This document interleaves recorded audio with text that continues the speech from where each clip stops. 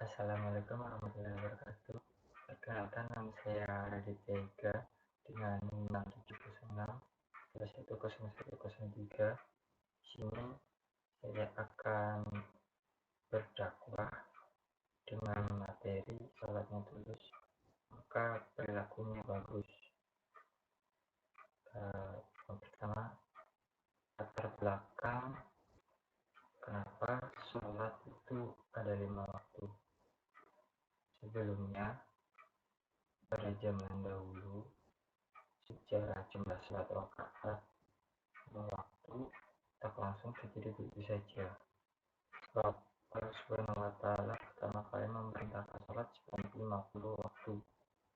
Perintah tersebut diceritakan ke Nabi Musa alaihissalam di langit ke-6 seusai menghadap Allah Subhanahu wa Ta'ala.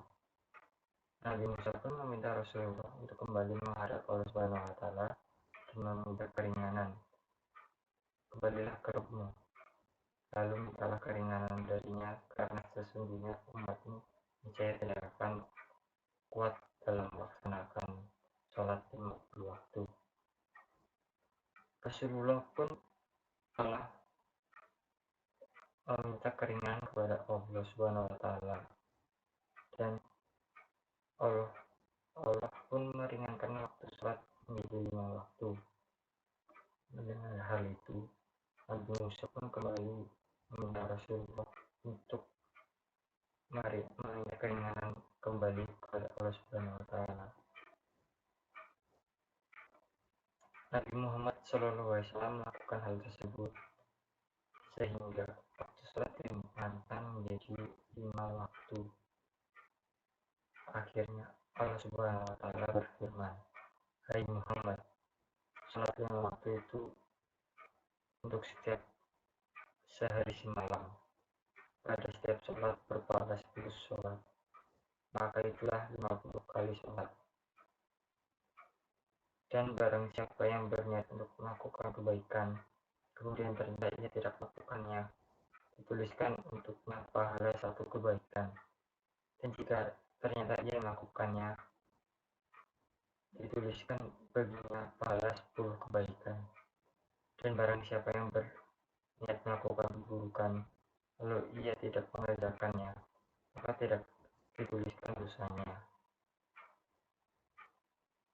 Dan jika ia mengerjakannya, maka dituliskan baginya dosa 1 keburukan." Kemudian Nabi Muhammad SAW turun dan menceritakan kepada Nabi Musa.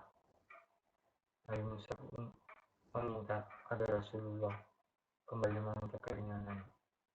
Namun Nabi Muhammad SAW bersabda, "Aku telah mundar-mandir kepada Rabbku hingga aku malu terhadapnya."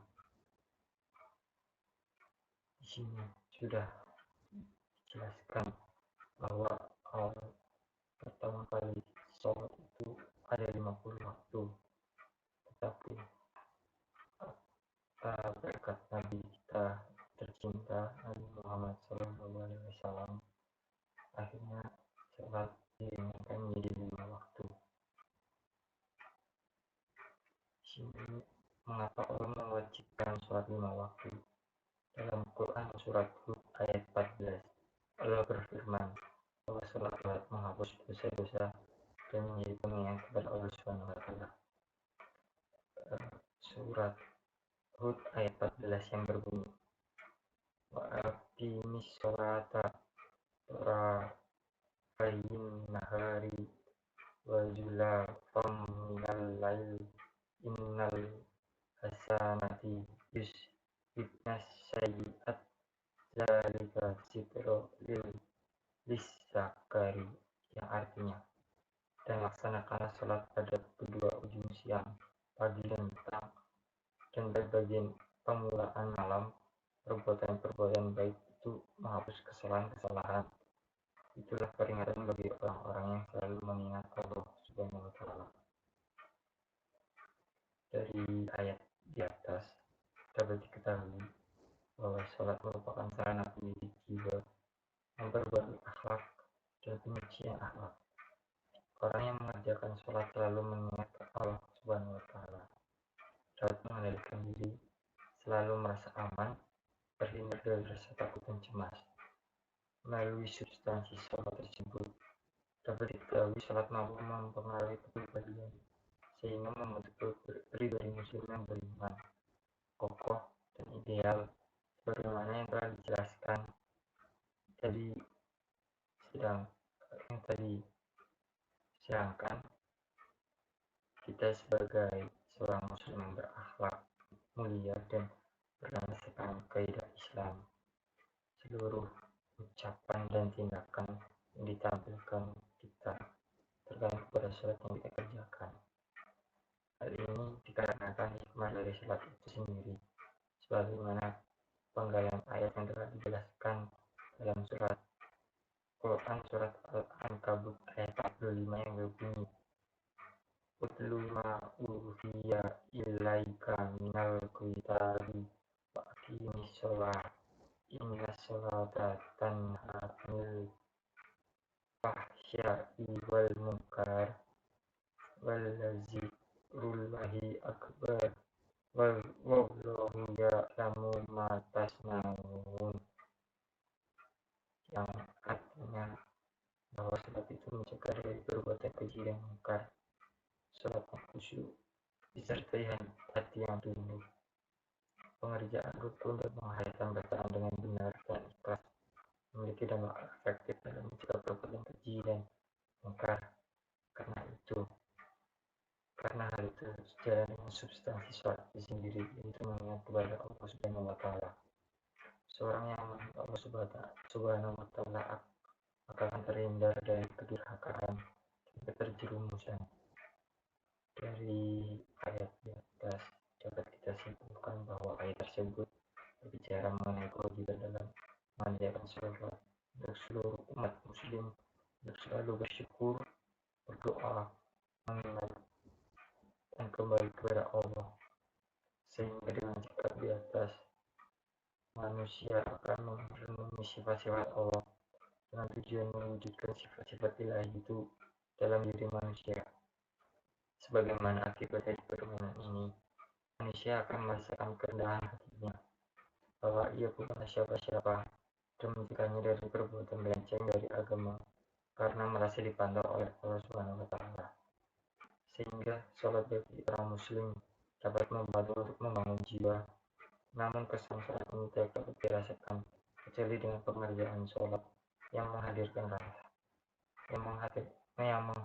hati yang khusyuk, bacaan yang benar dan tepat, serta ikhlas dalam melaksanakannya. Manusia yang mampu mengerjakan sholat dengan khusyuk akan merasakan kehadiran Allah dalam sholat yang dikerjakannya, bahkan dalam segala aspek kehidupan, sehingga manusia akan merasa selalu diawasi, tidak akan melakukan hal-hal yang buruk, sehingga yang terakhir dari perkataan dan perbuatannya adalah yang sejalan dengan syariat Allah dan menghindari maksiat.